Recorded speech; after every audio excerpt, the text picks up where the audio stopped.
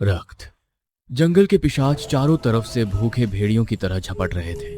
मेघना की मशाल अब बुझने की कगार पर थी। मंदिर की पुरानी जर्जर सीढ़ियां महज 50 कदम दूर थीं, लेकिन उन 50 कदमों के बीच सैकड़ों कंकाल और पिशाच ढाल बनकर खड़े थे। दोस्तों, टैबूट की खौफनाक कहानी में आगे क्या होगा, ये जानने से पहले एक कड़वा सच देखिए। दिन रात एक करके ये एनिमेटेड स्टोरीज बनाने में घंटों मेहनत लगती है, लेकिन डेटा बता रहा है कि 97% लोग बिना सब्सक्राइब किए देख रहे हैं। एक शून्य सब्सक्राइबर्स में बस कुछ कदम बाकी है। अगर कहानी पसंद आ रही है तो लाल बटन दबाकर परिवार का हिस्सा जरूर बने। मेघना, मेरी ताकत जवाब दे रही है। ये मुर्दे खत्म ही नहीं हो रहे हैं। हम सीढ़ियों तक नहीं पहुंच पाएंगे। मेघना देखो, मंदिर के मुख्य द्वार से सोने जैसी कोई पवित्र रोशनी छनकर बाहर आ रही है। वही हमारी आखिरी उम्मीद है। यह कुलदेवी की शक्ति का बुलावा है। अनुज, इशिता, बिना पीछे देखे सीधे मंदिर की सीढ़ियों की तरफ भागो। मेघना ने अपने झोले से आखिरी मुट्ठी पवित्र भस्म निकाली और हवा में उड़ा दी। एक जोरदार रोशनी का धमाका हुआ। पिशाच चीखते हुए पीछे हटे और तीनों जान बचाकर भागे। जैसे ही उन्होंने मंदिर की पहली सीढ़ी पर कदम रखा, एक जादुई सुरक्षा चक्र बन गया।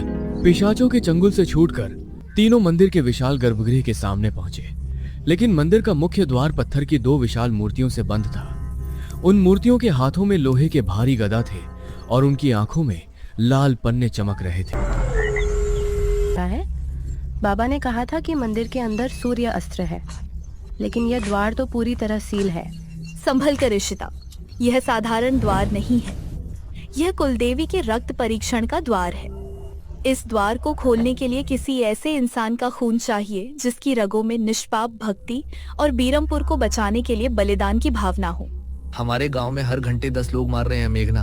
अब सोचने का समय नहीं है। नहीं अनुज, अगर तुम्हारा इरादा शुद्ध नहीं हुआ तो यह द्वार तुम्हें वहीं भस्म कर देगा। मेरा गांव मेरी माँ जैसा है इशिता। अगर मेरे खून से गांव बचता है तो मुझे अपने प्राण देने में भी कोई डर नहीं। अनुज ने बिना झिझके अपनी हथेली पर गहरा चीरा लगाया और बहता हुआ लाल खून मंदिर के पत्थर पर लगा दिया।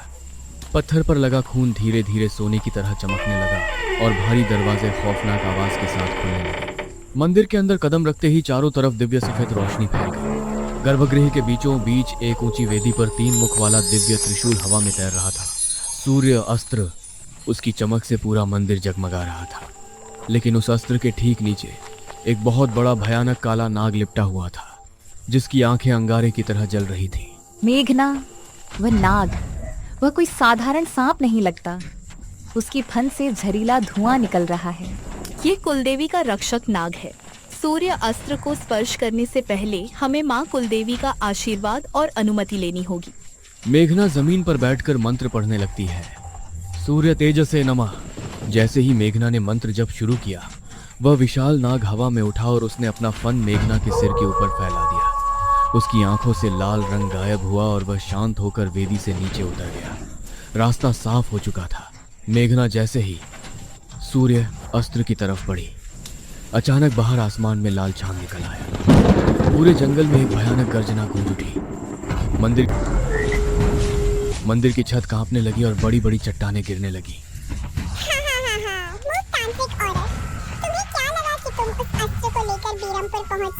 अंश, तू मंदिर के अंदर कदम भी नहीं रख सकता। अंदर नहीं आ सकता, लेकिन इस पूरे पहाड़ को तो तोड़ सकता हूँ। अगर तुम बाहर नहीं आओगे तो मैं इस पूरे मंदिर को ही खाई में गिरा दूंगा। तुम सब इस अस्त्र के साथ यही जिंदा दफन हो जाओगे। अंश ने अपनी काली शक्तियों से जहरीले पत्थरों की बारिश शुरू कर दी। मंदिर के बड़े बड़े खंभे टूटने लगे। चारों तरफ धूल और सन्नाटा छाने लगा। मेघना, मंदिर ढहरा है, जल्दी अस्त्र उठाओ वरना हम सब मारे जाएंगे।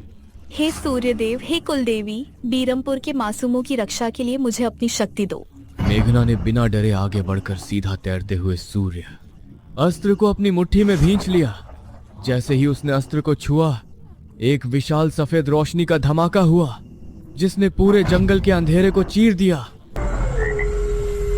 क्या सूर्य अस्त्र की दिव्य रोशनी से मेघना, अनुज और इशिता ढहते हुए मंदिर से सुरक्षित बाहर निकल पाएंगे? क्या बीरमपुर पहुंचकर मेघना अंश का अंत कर पाएगी, या रास्ते में डाकिन दमयंती का कोई पुराना पिशाच उनका रास्ता रोक लेगा?